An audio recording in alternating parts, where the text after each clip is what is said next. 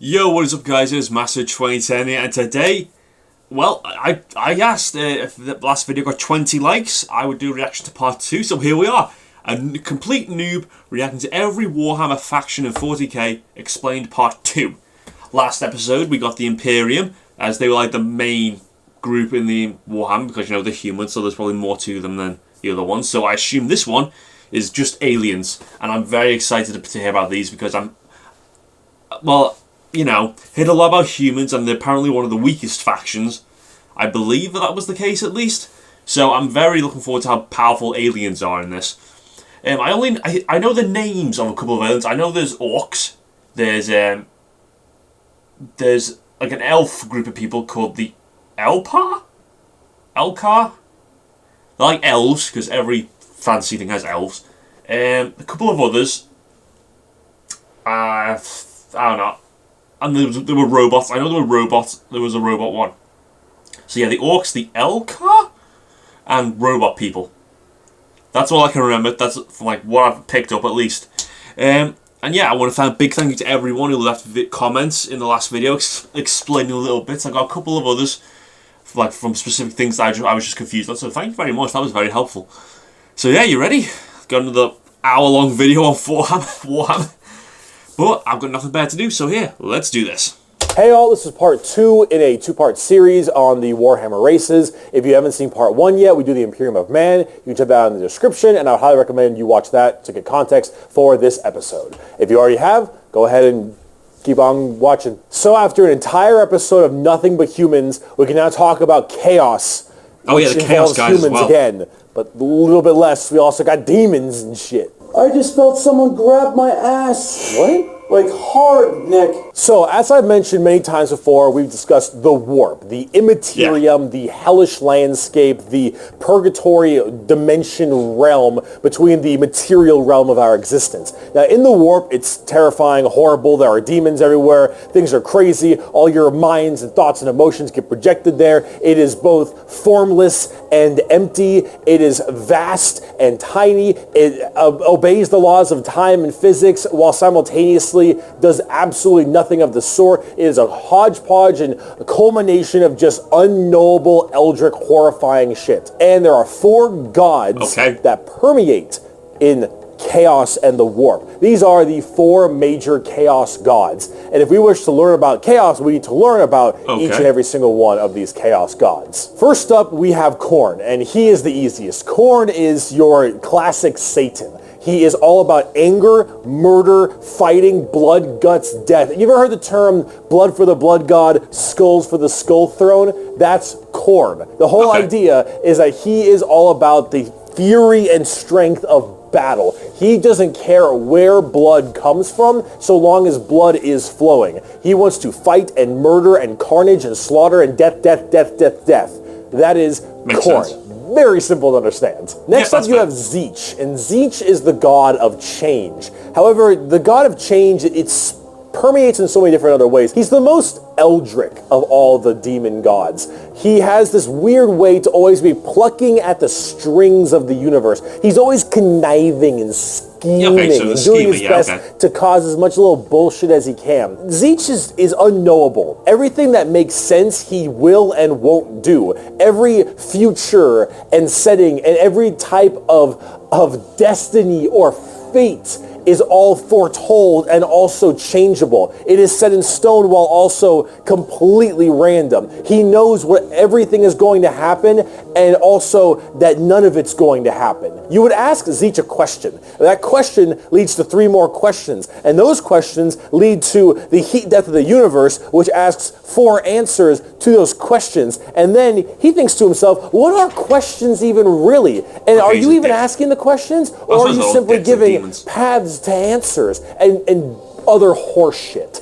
Tzeentch is just, I'm gonna fuck with stuff. He is yes and he is no. He is the understanding and he is complexity. He is unknowable. And that's what the God of Change is about. Very bizarre. And he likes birds a lot. I don't know why. Next up we got Papa Nurgle. Papa Nurgle, he loves you for who you are. Probably not. He will murder you just the same. But Papa Nurgle is about rot, pestilence, death, and decay. Yeah. He is the end of everything. Him and Tzeentch do not like each other very much because where Tzeentch represents change and adjustment, Nurgle represents stagnation and death. He is all about miasma and pestilence and large bloat and pus and organs and people just being sedentary, sloth. He is the idea that everything will rot and decay and die. Nothing is certain besides decay and death. All of us will end up the same way, and broken down through just sheer never-ending decomposition. Gross. So the joke that Nurgle always loves you is generally because of that, because we all end up the same. We all rot, and we all die and wither. That's Nurgle, and he's got a general theme of course, pestilence and, I think I know different what the next kinds one of is. diseases and This sickness is like and things of that nature. That's generally Nurgle. Demons. He's pretty I think easy I to know what the next understand one as is. well, and he chunk. Finally, we have the youngest of the Chaos Gods, and that is Slaanesh, also known as Based the on that, I Prince think of I'm right. Pleasure or Yeah, the there it is. God of Unspeakable Pleasure, Excess. desire. Slaanesh is generally referred to with sex, but it's not only sex, it's just that's a good avenue if you want to make stuff. Slaanesh is just the idea of the senses of the body being cranked to not just 11, but more like 17. So we'll discuss Slaanesh a little bit more when we talk about the Eldar, because they done fucked up. But or whatever, is mainly about just the excess of emotions. And therefore, sex is generally a large part of it. However, it's mostly pain and torture. Lots of pain, torture, but sometimes sexually related or drug related. Lots of drugs. Lots of drugs. Slaanesh gets off on everything. Extremes in happiness, extremes in sadness, extremes in pain and sadism and masochism. And of course that goes along with the sex part of it as well. It's generally referred to with sex because of the color scheme, very purple, lots of exposed genitalia. A lot of their models have like exposed nipples and stuff. And that is generally the theme you go for from a physical side, but it really embodies everything, mainly pain and also the excessive amounts of emotion. So when it comes down to it, you'll find a lot of them have things like spikes or whips or any kind of BDSM style gear because it is unspeakable excess, the Prince of Pleasure, everything in excess to the point where it is just sheer frightening. That is Slaanesh in a nutshell. A little bizarre and a little hard to describe sometimes, but as we talk more about the Dark Eldar later in this video, you'll understand it far better and far more than you'd want to. Now you might be thinking, why would anyone ever want to join Chaos? They all look horrifying, screwed up, and just frightening things, right? Well, the thing is that, of course, one, your mind is put into the warp and the Immaterium, so you can be easily swayed by chaos demons when they get into your head, especially if you're a psyker. Sometimes regiments of the less mentally strong people, whether they be civilians or, say, low-level guardsmen or conscripts, can be easily swayed by this and become chaos cultists and stuff, and they serve their dark gods and whatever god they personally refer. However, and this might seem strange, chaos in their own right isn't necessarily evil. See, the warp is every manifestation of emotion and being, every soul, everything of existence. This includes all the good things. All the different chaos gods have another side to their coin. Khorne might be death, murder, slaughter, slaughter, but he's also got this weird sense of survival of the fittest, trial by combat, and honor. Khorne will never lie to you. Khorne will never stab you in the back. Khorne isn't about conniving and scheming. Khorne is about straight up mano-y-mano, you versus me, get in the ring, we're gonna murder each other hard right now. It may not be a good thing at the end of the day, but it is that other side of the coin. Him and Tzeentch generally don't get along because Tzeentch is that conniving schemer, but he's also about the idea of hope. Where there is change for your predicament. There is change for your problem. The hope of the galaxy, the ability to bend the world to your will, the idea that your fate is not set in stone, but in reality that you control your own destiny and can control it whenever you want, the changer of ways. That is Tzeentch. And of course, Tzeentch and Nurgle hate each other because while Nurgle does represent stagnation, death, and decay, he also represents finality an ending. The fact that you can be mentally at peace knowing that you will end and how you will end. Fear of the unknown, fear of change is not present with Nurgle. With Nurgle, everything will rot and die, and that provides that finality, that ability that this is over. I suppose. We are all the same, and we will all end the same. We know the meaning of life. The meaning of life is to live and die and rot. And with that, it brings peace of mind. Slaanesh is a lot more simple. While they are the excess of emotion, they are also the representation of emotion. Slaanesh embodies happiness. Slaanesh embodies excitement and joy and pleasure, not only in the sense of the physical, you know, bam style of pleasure, but also everything else like food and drink and air on your cheek and sunlight, the feeling, emotion and feeling. All of that is also represented with Slaanesh. So you have to ask, why are they always represented as super evil skulls and spikes on everything and want to murder everybody? I don't really got an answer for you on that one. Right. My assumption is that because mentally humans may think worse thoughts even if we don't act on them, and therefore they're projected in the warp more. That one's a little bit weird. I don't know. This is me spitballing right now, but I don't know. You need a super bad guy. You already got the Imperium of Man. You need somebody to be a little bit worse than them. So you got demons. Honestly, who cares? I just want to buy like a bird magician. Look at him. So cool. So combining all this together, on the tabletop, Chaos Demons are generally very melee-based. They run in, go really hard. You have lots of summoning and conjuring, tons of spells. Generally a little bit frail, but they have special saves to make them a little bit stronger. You've got giant demons and smaller demons. You got hordes of little boys and tons of big guys. Demons are as they seem. Demons. Nurgle is slow.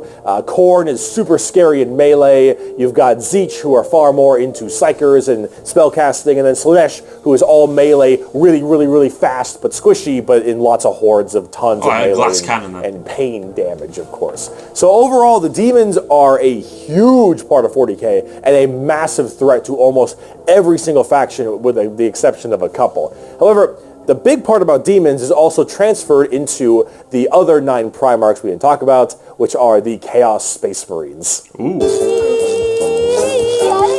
Okay. So Horus and all of his boys, all of them in the Primarchs, they have all also become Chaos Boys, and they all have their own special Chaos Legions, specializing in so many different things, just like the Adeptus Astartes, the Angels of Death, the regular Space Marines. Chaos Space Marines aren't a whole lot different than the regular Space Marines. They have the same armor, generally the same training and toughness. They just specialize in different kinds of things. And also a lot of the Primarchs have ascended into greater demons?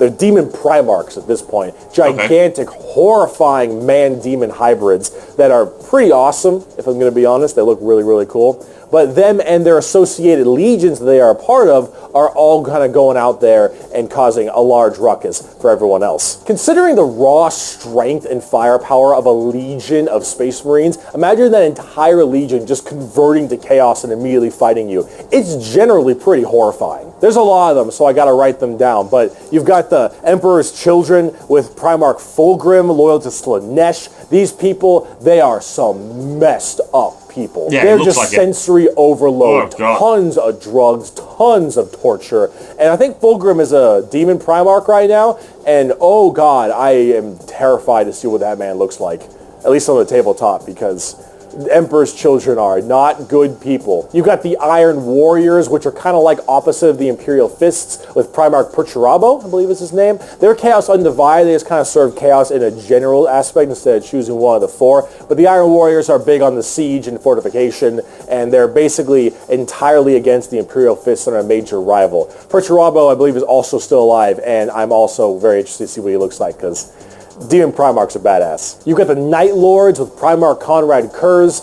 Conrad Kurz is dead, which is good because he's a sick fuck. But the Night Lords are generally about terrorizing people and terrorism. They're generally about fear, and rightly so. You've got the World Eaters with Primarch Angron, still alive, also excited to see. Angron, if you think you've known an angry person, Angron is the angriest son of a bitch you will ever know. Angron removed parts of his brain that didn't make him angry, so he could be angrier. Angron. Fucker's mad. You've got the Death Guard with Primarch Mortarion. They actually have their own special codex and their own major army on the tabletop. That's pretty cool. Mortarion himself is actually one of the models, and look at him. Yeah, look at him. Yeah, that looks cool. It's so cool looking. Of course, Nurgle based, obviously. So very slow, but very tanky. You've got the Word Bearers with Primarch Lorgar. Lorgar is, I believe, still alive. I don't know what's up with him at the current moment, but the Word Bearers are generally the people who caused all the major problems in the beginning. At least I blame them for it. They're little assholes. You got the Black Legion with Primarch Horus. Get fucked, nerd. You've got the Alpha Legion with Primarch Alfarius Omegon. Chaos, I think. And then finally, you've got the Thousand Sons with Primarch Magnus the Nerd.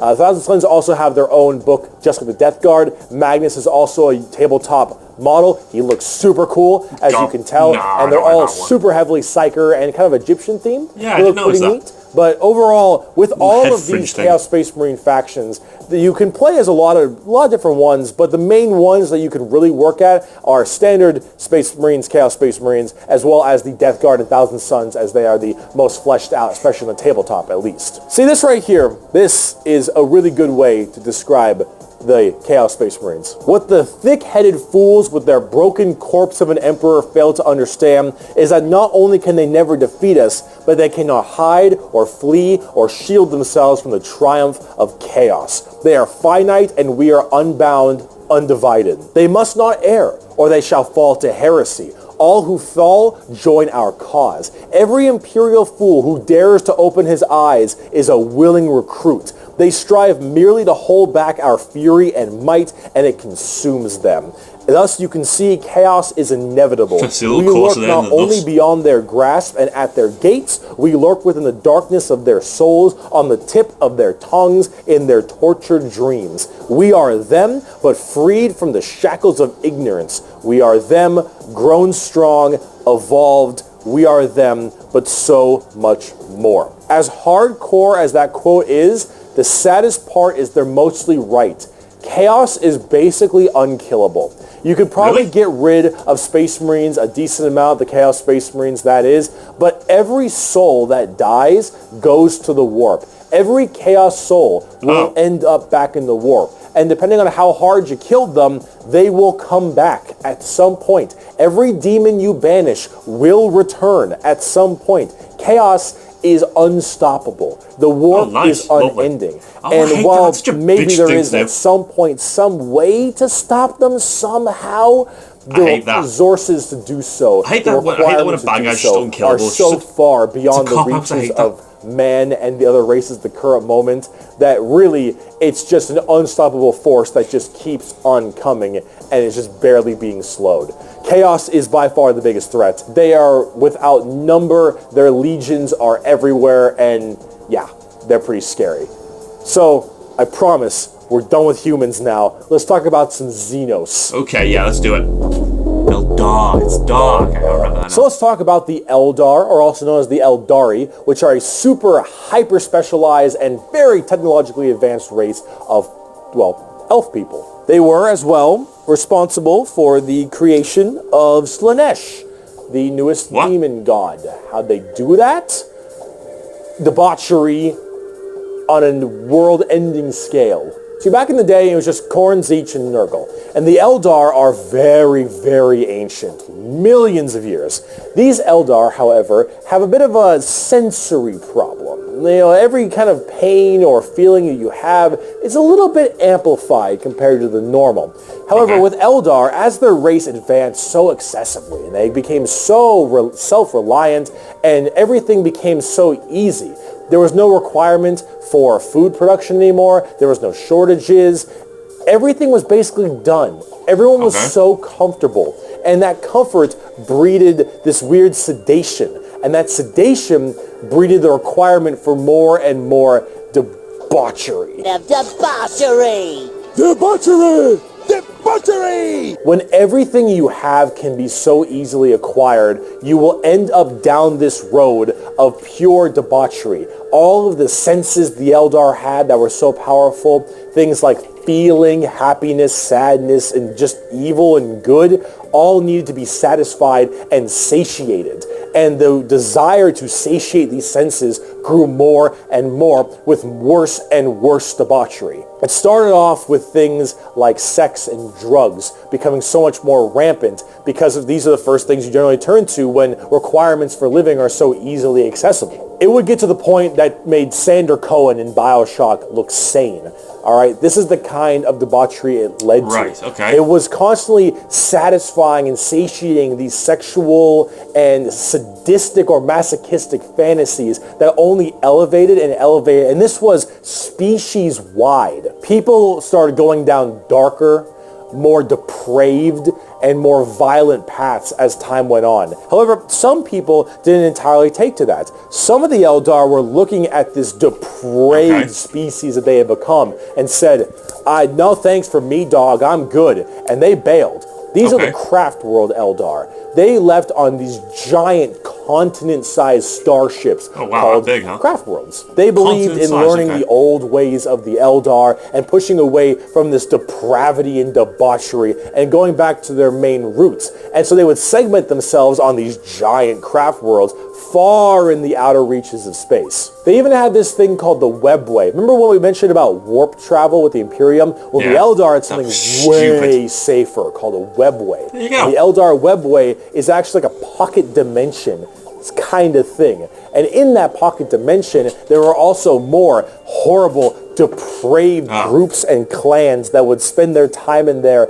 And if you imagine the debauchery was bad already, these were debauchery X10. So all of this continued, and it bloated until Slaanesh just burst forth.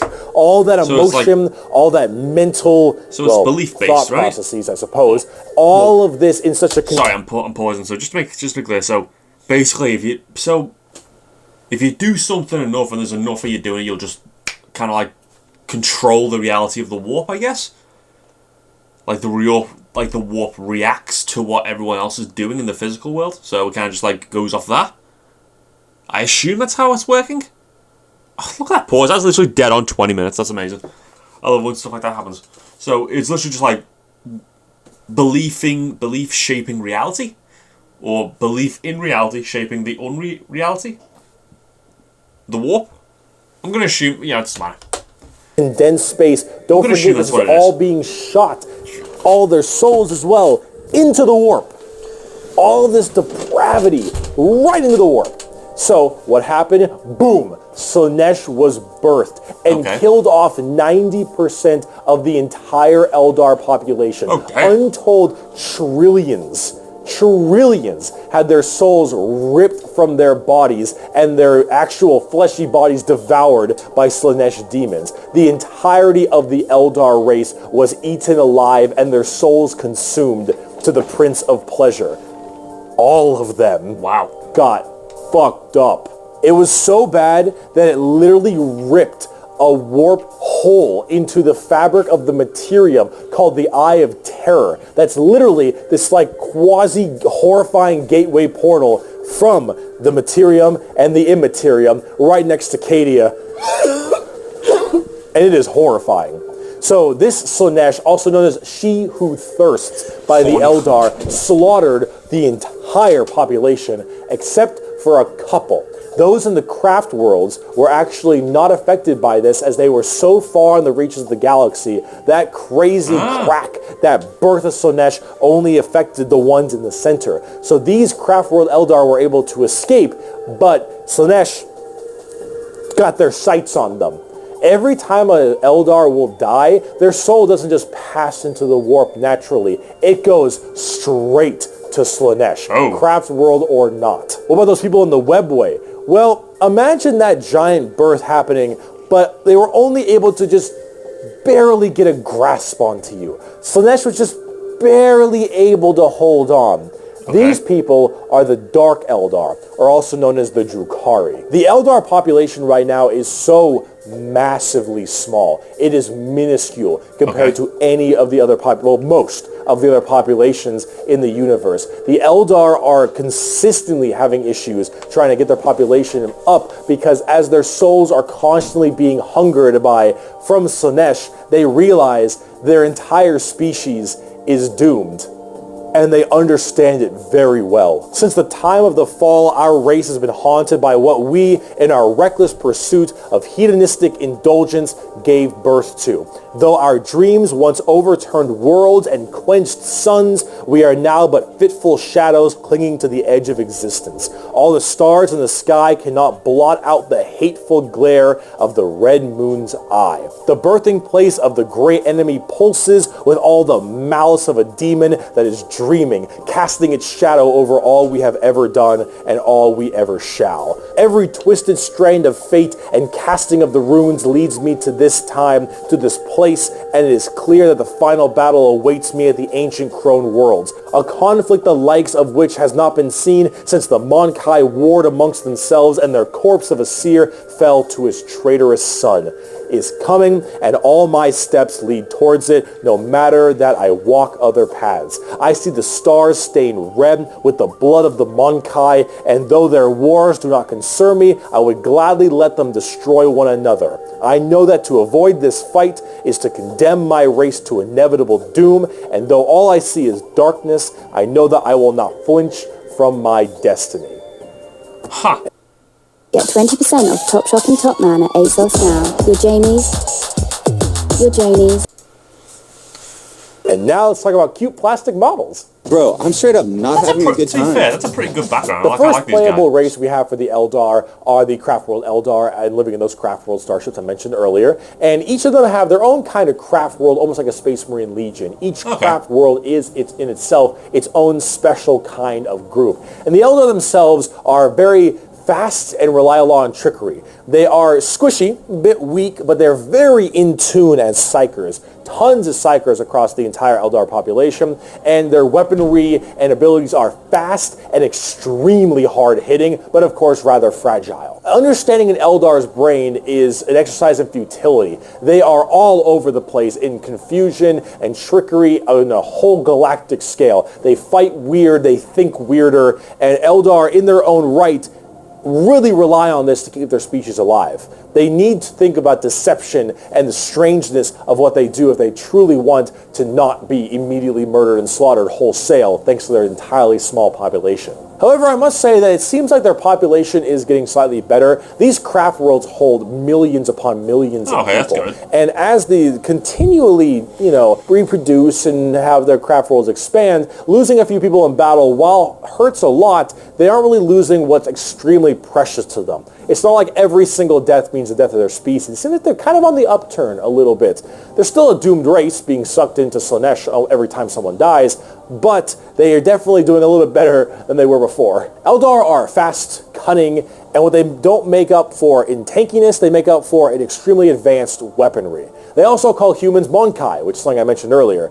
That is a derogatory slur for humans in the Warhammer world. Why is it called Mon-Kai? Well, it's because you can't, in your game, call people monkeys. On the tabletop, exactly what I said. Elves are always not assholes. very tanky, generally pretty squishy, hit like trucks, and move at Mach 5. Fast, hit hard, die fast.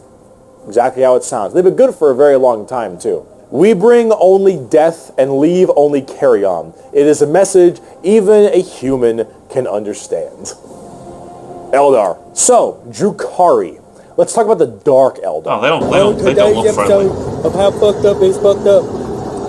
That's fucked up. So those people I mentioned in the Webway, in the super deranged cults and the depraved people of the Eldar, in the Webway, they didn't quite get a hold onto them. So Slaanesh has them, but it has them on by the pinky finger. And they're slowly being consumed by Slaanesh, but they found out they can stave her off by doing Slaanesh things. The Dark Eldar are by far the worst, most horrifying, disgusting, depraved, and brutal race in all of Warhammer 40k. These are entirely a group of people whose full purpose to save their species from extinction, to go into planets, raid them, and take as many slaves as they possibly can to torture them for 1, 5, 10, 20, a million years, because that torture will keep them from dying. They look very BDSM style too. Oh, wow. They definitely have a lot more spiky bits, and they have a lot more of that kind of leathery black look to them. But let's say you are an upstanding Imperial citizen, living life on a regular planet. You get invaded by the Necrons. The Necrons will shoot you with a deatomizer, and you will be destroyed in a millisecond, and that's it. Okay. Not the worst way to go. That's pretty good, actually. You are invaded by Chaos Marines or something. You take a bolter shot to the head or a chain sword across your stomach, and you get cut in half. Painful, but not the worst. The orcs arrive. They beat you to death. I knew there were orcs. Hurts, but, whatever. Tyranids, they eat you alive. It's pretty rough. The Dark Eldar. This is going to get a little graphic. I apologize. You pray you die. You don't. You are instead taken as a human slave. Your life will be endless work and agony, 24/7. They will make sure you can't not die, as your pain satisfies them. They will hook you up to all manner of torture devices. They will inject pain-based stimuli drugs directly into your nervous system. They will slowly run razor blades across your skin. They will fillet you and pull out your teeth and your fingernails one by one. They will remove your appendages and your skin and wait for it to grow back so they can do it again. They will murder and torture and use the R word, it rhymes with grape, your entire family in front of you, and do the exact same thing to them. You yourself will also be rhymes with grape anywhere and everywhere possible, and this will occur for 20 years until you are no longer satisfying to them. And then you will be contorted, crushed, and twisted into some form of trophy, a fleshy trophy, or a ring, or a couch, or a TV stand, or perhaps a wonderful hat, while you are, of course, still alive and breathing, and you will become a moaning, fleshy trophy for eternity. And that is what happens when you are taken by the Dark Eldar. They are the most depraved, most horrifying race in all of 40K. Oh, wow. They look the part, and they do it so they all don't die. They are literally forced to do this, because if they don't, Slaaneash's grip will get harder, and they will have their souls pulled away. So long as they keep doing this, Slaanesh is like, you're doing good, man. You're doing solid. You keep that shit up, you elf-eared bastards. That's the Dark Eldar. That's the Drukhari. Oh, God. They are horrible. On the tabletop, they're actually kind of like Eldar, but more extreme. They are even squishier than the Eldar, but they hit generally even harder. Fast attacks, skirmishers, really quick, speedy, get around them, do a lot of damage, get away kind of stuff. That's most of the Dark Eldar. Look up the definition of grim dark in a dictionary. You'll find a picture of the Dark Eldar. And Sev from Public Commando. A quote from Mr. Vecht. We are the lords of despair, masters of terror. Dread and agony are our meat and wine, and they are plentiful indeed. Dark Eldar. Let's talk about the Harlequins. Clowns. What's the matter, Andy? They actually Don't called you that. want to have some fun? The Harlequins are a bizarre race of Eldar. They're demonic clown performers. They're like a weird mix of Sander Cohen from Bioshock and Jin from League of Legends, but in a more clown theme. They're artists of death and perfecters of their craft. They do not belong to Craft Worlds or any of the weird Drukhari people. They guard something called the Black Library, which is this giant tome of never-ending knowledge deep in the heart of the Eldar webway, and also guarded by their god named Kegorok, I believe is how you pronounce his name. He is the laughing god, but it's the Eldar's laughing god, and these are the Harlequins, the Harlequin clowns. These are Eldar clowns, okay? So imagine the things that an Eldar, these depraved individuals, would find funny. And this is the god of that. It's a horror clown. These are gods of horror for us normal people. For them, they're like, oh, it's so funny. They're all dying horribly. Honk, honk. They're very bizarre and difficult to describe. They've escaped the ruinous powers of Slaanesh somehow, but their main thing is guarding that black library, and the Harlequins just...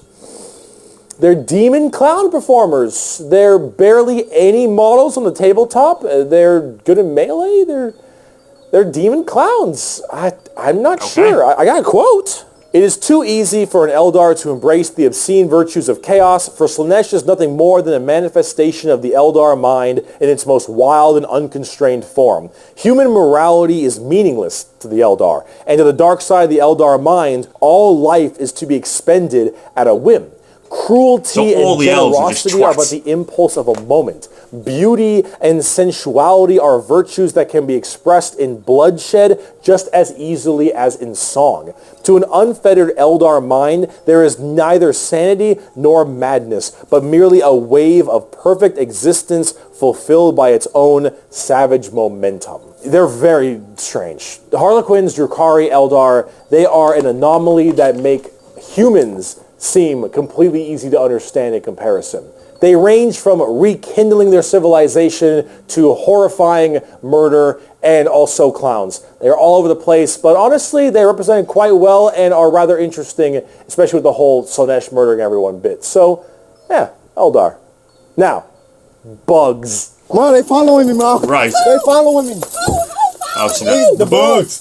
The bug! Yeah, I've seen that. Tyranids. Now, you want to talk something a lot more fun, a little more simple than all this crazy Eldar shenanigans? Please. Let's talk the Tyranids. They're bugs. Do they look like Zerg? Hell yeah, they look like Zerg. You want to know why they look like Zerg? Because they were actually supposed to be what Zerg were. Apparently StarCraft was supposed to be a 40k game in the beginning, hence why they look so much like Eldar, I didn't know that. Zerg, and the Imperium of Man. Like, kind of Space Marine-y, those Marines, huh? They look a little bit Space Marine-y to me. I did notice Maybe. that, yeah. I don't know. You really fucked up on that one, Games Workshop, didn't ya? Tyranids are a giant infestation of unfathomable proportions. These are giant, extremely bio-advanced hive mind organisms that are basically all about absorbing as much biomass as they possibly can to evolve and mutate to be extremely potent and powerful and kill and eat anything in their path. They are probably the least evil faction in all of 40k because all they want to do is eat shit. They want to nom nom the entire galaxy. They hangry and we food. Also, this Tyranid hive mind has a presence in the warp. In fact, Tyranids in their own right have a massive presence in the warp. They have a thing called the Shadow in the warp specifically, where when they are coming in to invade a planet, they have this weird ability to kind of cut off the warp on all the psychers on that planet. And how do you get help across the stars? Well, you need the warp, because you need that for interstellar travel. That's cool. So with people unable to call for help from the Tyranids, these are just easy pickings. And an entire giant Tyranid hive fleet comes out of orbit and just will massacre, absorbing all that biomass and turning them and all of their other Tyranids into even more advanced monsters. They come in so many varieties too, all based on what is important. Tiny little ripper swarms for scouting and having little dudes eat people up, to the Hormigons, Termagants, and Gene Stealers, all the way to the Hive Guard and the Exocrines and the Swarm Lord, to Hive Tyrants and their giant battle fleets, and even something as crazy as the Hierophant Bio-Titan. The Tyranids come in all forms and sizes depending on what they require. They are extremely good at anti-biological weaponry. There is no way you can plague them or blight them. They have extremely strong armor, carapaces and such. Tyranids are nigh perfect organisms and are pretty spooky when it comes down to how they handle all of their genetic material. Keep feeding them, they'll keep evolving. They keep on creating new horrifying organisms to spread across the galaxy. And you know what the most terrifying part of the Tyranids is? We might be surrounded. There have been around 6 or 7 Tyranid hive fleets. Behemoth, Kronos, all these different kinds of hive fleets. And they've all arrived in the galaxy from different points. Different sections of the Milky Way galaxy have had different Tyranids come through. And that is horrifying.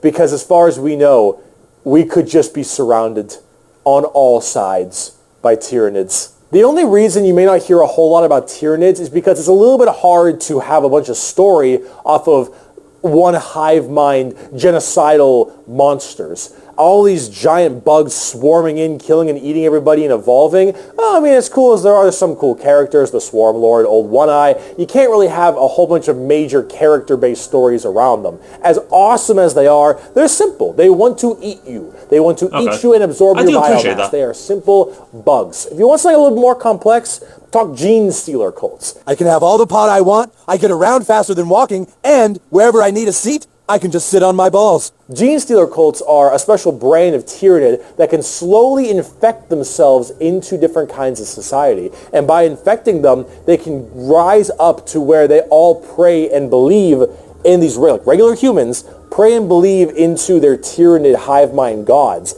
And these brood lords and I think they're called patriarchs all can turn an entire world all based into gene stealers, and these are called gene stealer cults. An entire hive world of the Imperium can be turned into nothing but servants of the Tyranid masters just by infecting them and screwing with their genetic code a little bit.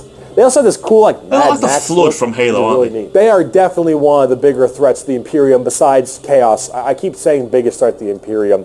They're up there, though, because you, dingus, stepped on a bug in middle school.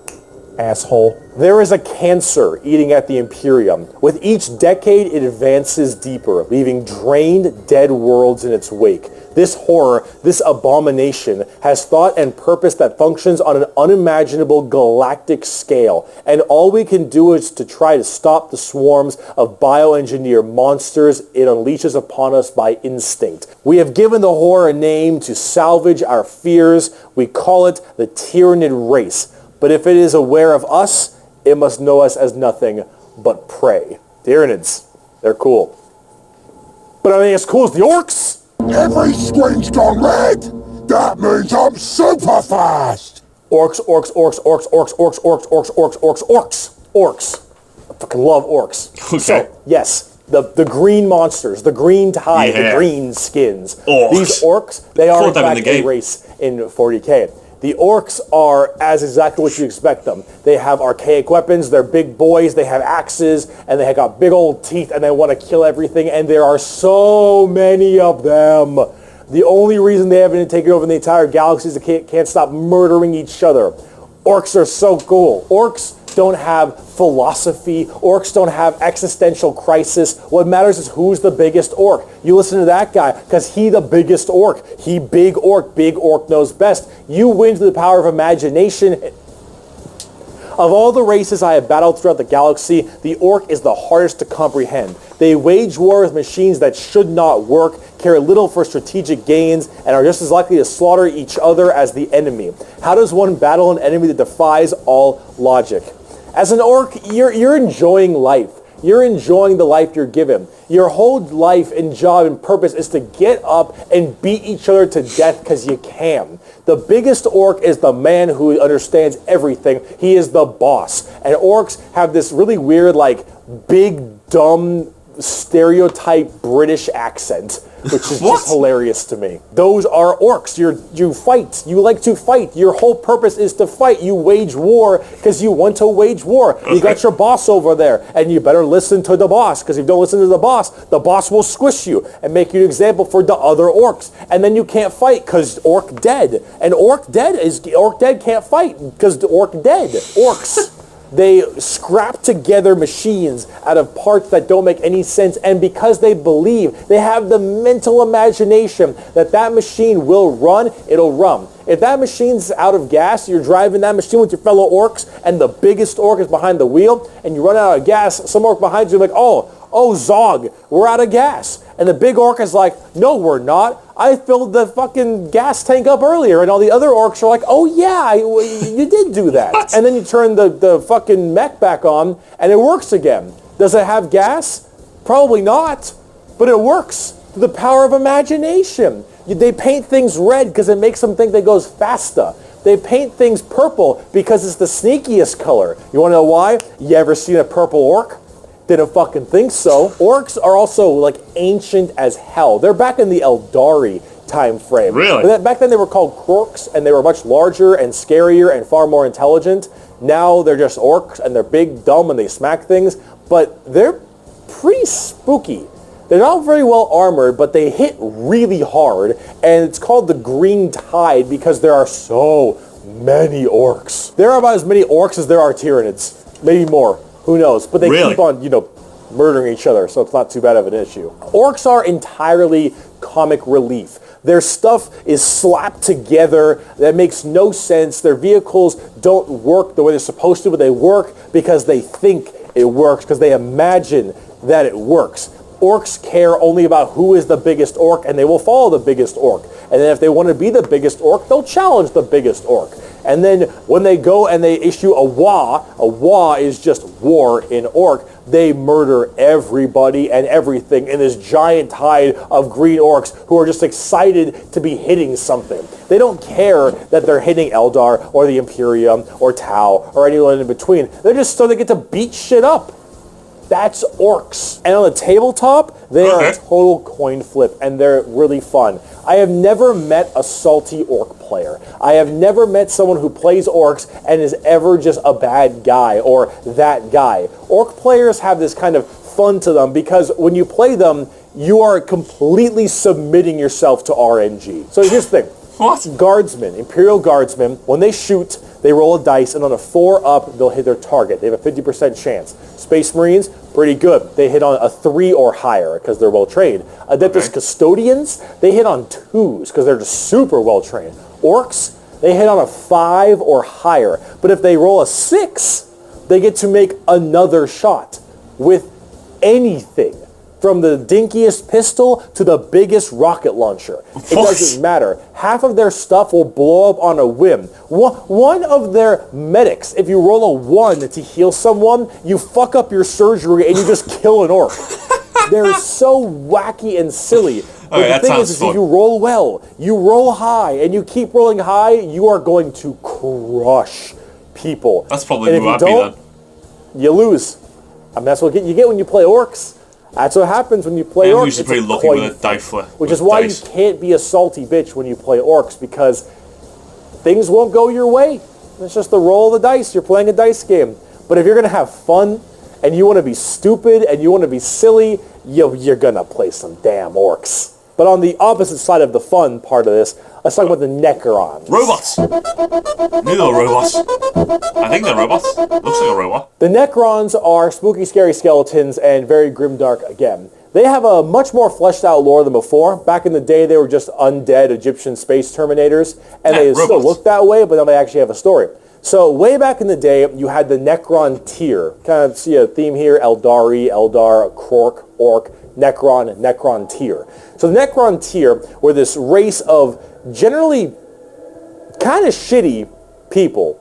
Not because they were personally shitty, but because their lives were awful. They were ill-fated to a horrible existence of like radiation and a terrible planet they lived on, and everything just really sucked. Being a Necron tier was just really depressing. They really were looking for immortality. They were extremely reliant on the hope that they would eventually find the key to living forever and just stave off this horrible nature that they were thrust upon them, and therefore they could become the most dominant race in the galaxy.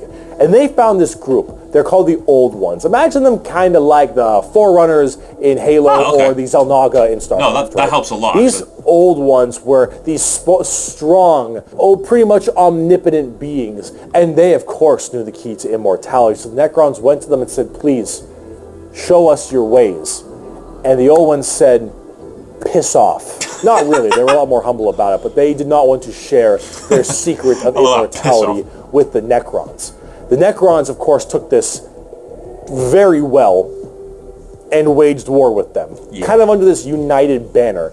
The Necron different dynasties didn't really like each other, but under this one man, the Silent King, he thought the best way to unite his race was to do this giant war with the Old Ones out of spite for them keeping the secret of immortality to them. This was known as the War in Heaven, and this is actually like a multi-stage war, because during this war in heaven, they discovered the Star Gods, a whole new race of people known as the Catan, or the Catan. These Star Gods were also very much like Old Ones, almost omnipotent beings, and they too had the key to immortality. And so the Necrons went to them and said, hey, can you help us fight off the Old Ones? Can you help us kill these Old Ones, you, the Catan? And the Catan said yes.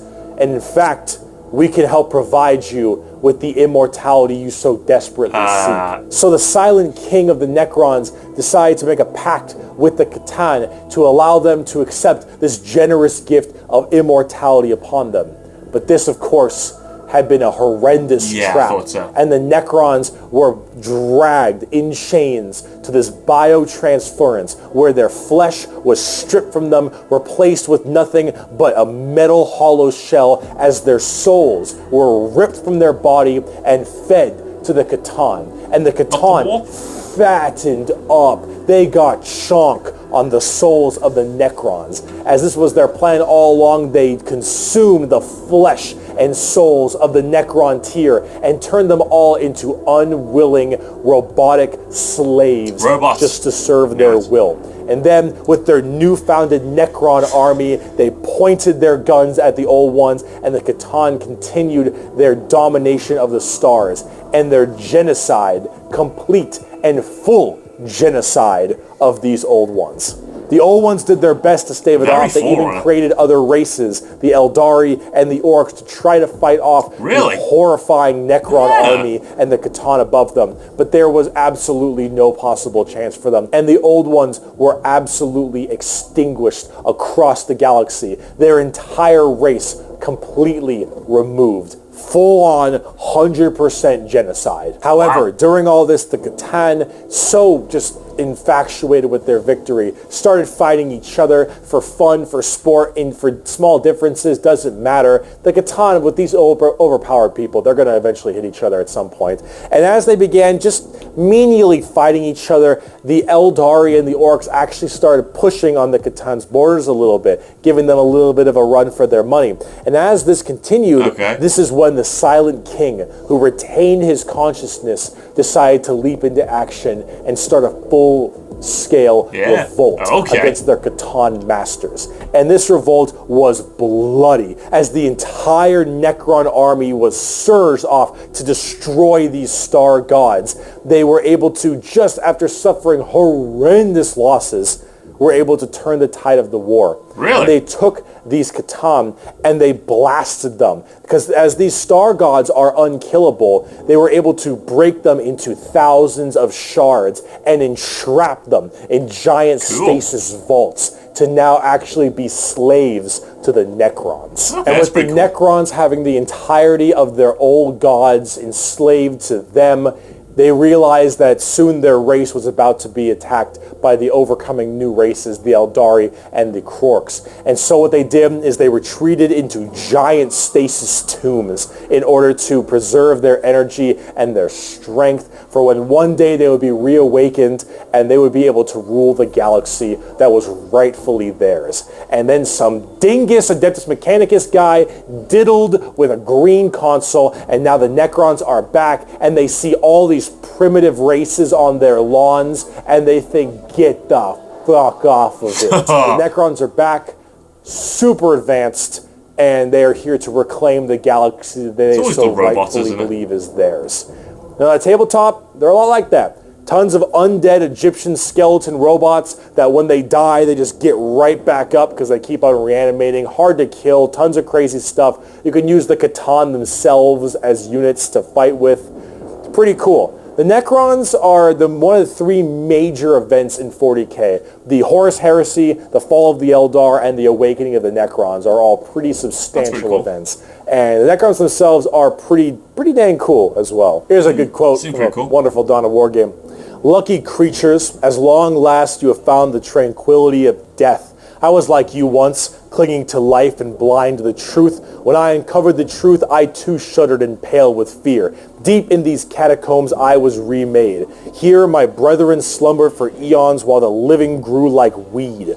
My Lord knew this day would come. He had plans for us all. We would purge this world once more. So come, poor victims of life. We will grant you tranquility in these crypts. Kronos will be a tomb world once more. Necrons are also pretty smug. Trazen the Infinite especially, a little dickhead. But speaking of dickheads, last race. Let's talk the Tau. Okay, last one. These are pretty good. The exact formation of the Tau Empire is not entirely understood. However, a long time ago, many thousands of years ago, in the 40K world that is, some Imperial navigation vessels were going around through different areas, and they saw a primitive race, blue people, smacking each other with sticks and stones. They thought, oh, so they're young then. Dumb Xenos race, who gives a shit, and they bailed. Then this giant warp storm occurred right in that major area, unable to be breached.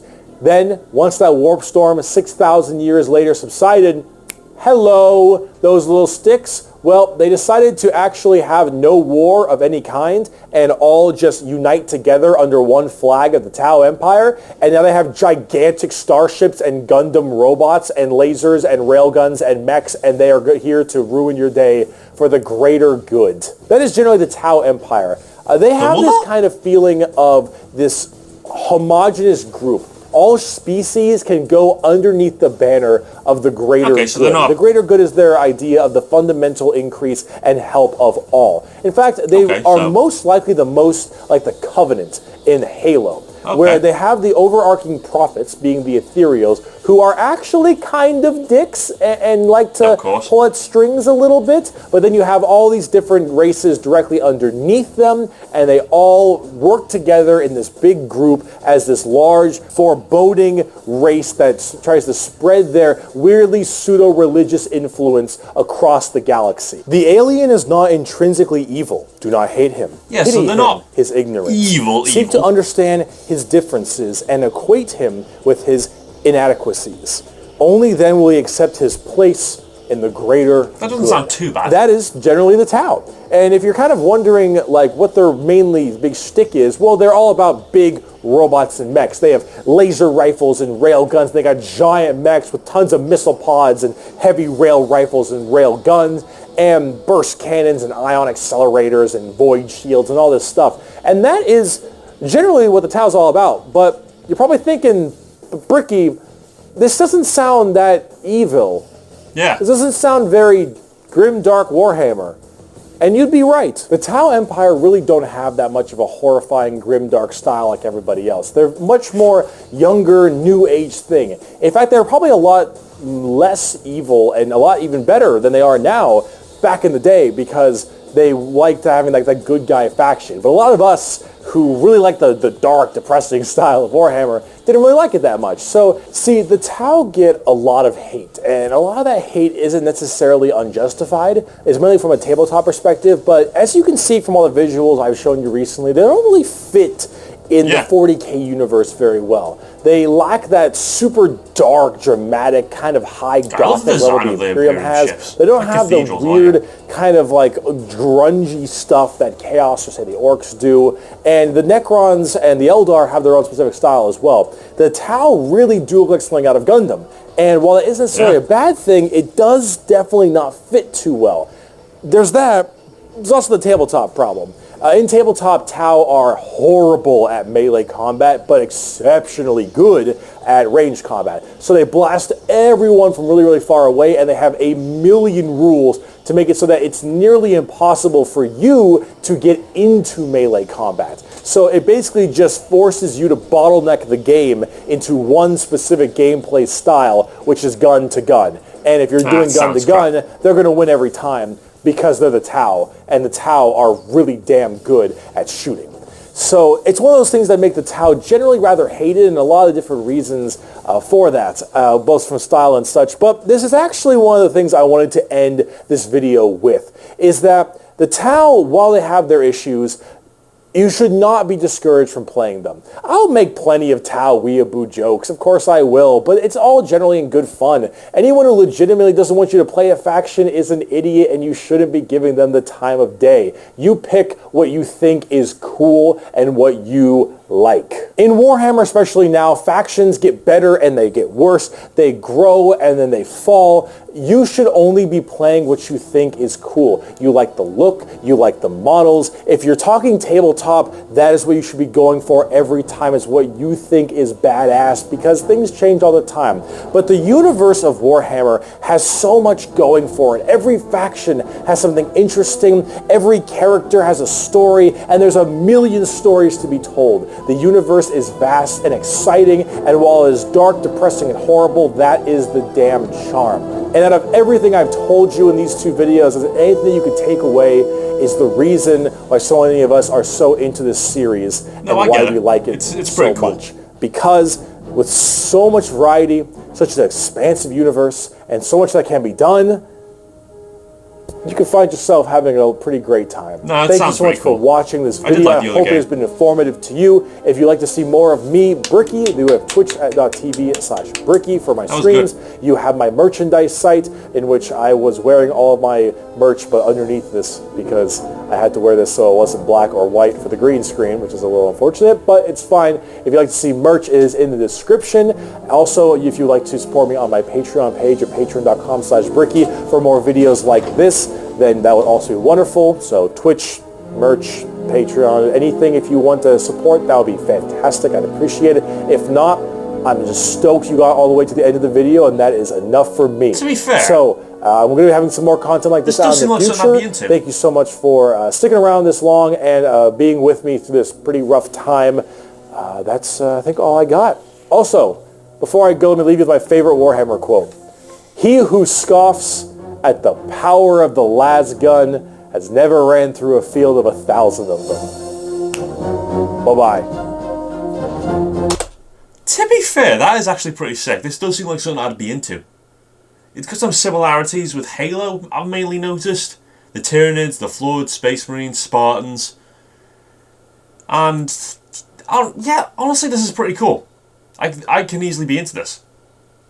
But I know why I'm not. The reason I'm not into this is because when I first heard about Warhammer when I was 14, 13, and I wanted to buy the models, they were really, really expensive, and I just could not. I didn't want to buy them because they were just too much. But I didn't really pay attention to the lore and all that stuff. But this is pretty cool. But the Dark Eldar, man, oh god, that's horrifying. Tyranids, very cool indeed. Who's my favourite? Pretty boring, but I'm going to say the Imperium. I'm kind of like that, or more specifically the Space Marines, because I do like the Space Marines. But I think the Tyranids might be a close second for me, because no, not the Tyranids, the Necrons, because they're pretty cool. And the Eldar, like every elf in any fantasy, elves are just assholes, because they're always assholes. But no, that was actually really cool. I'm actually glad I watched this. It was, again, not a lot on the statistics overall, because I would really like to see some proper facts about certain things, because when you watch the videos about Warhammer versus Star Wars, Warhammer versus Halo versus Star Trek, blah blah, they always say Warhammer wins, and I never really understood why. I mean, I get it now, but at the same time, how big is it? Take some of the Imperium ships, for instance, how big are they? Like when he said about the craft worlds for the Eldar, they said they were the size of continents. Now that's fucking big. But the Imperium, how big are their dreadnoughts, for example? Are they 5 kilometers, 10 kilometers, 20, 60? I have no fucking clue. But it would help out a lot.